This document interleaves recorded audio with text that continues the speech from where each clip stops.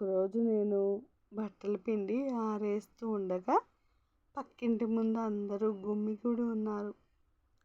నేను కూడా ఏంటా అని అక్కడికి వెళ్ళి చూస్తే ఇంకేముంది, అందరి మధ్యలో పక్కింటి కాంతం మొగుడు నిలబడి అందరినీ అడుగుతున్నాడు, 1 తులం బంగారం ఉంటే వెయ్యండి అయ్యా అని. అయ్య బాబోయ్, ఏంటి నా బంగారం అడుగుతున్నాడు అని మనసులో అనుకున్నా కానీ బయటికి మాత్రం ఆ గుంపులోనే ఉన్న ఎదురింటి పిన్ని గారిని అడిగాను, ఏమైందండి పిన్ని గారు అని. మా ఎదురింటి తాయారు పిన్నిని అడిగితే ఆమె 2 బుగ్గలు నొక్కుకుంటూ వాళ్ళ ఆవిడ వడ్డానం అడిగిందట.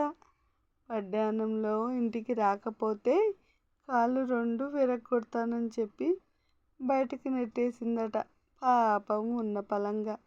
దాంతో ఈయన అక్కడే నిలబడి అందరినీ బంగారం అడుగుతున్నాడు.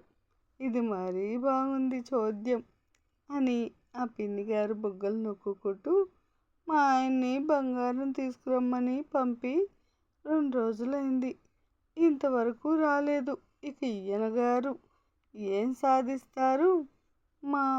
మరి వడ్డానం కోసం వెళ్ళిన మా ఆయన ఏమైపోయాడో అని చేతులు గాల్లో తిప్పుకుంటూ తన ఇంటికి వెళ్ళిపోయింది పిన్ని గారు. అది చూసిన నాకు అంతవరకు ఆపుకున్న నా నవ్వు ఇక ఆగలేకపోయింది. ఆమె అలా చేతులు తిప్పుకుంటూ వెళ్తుంటే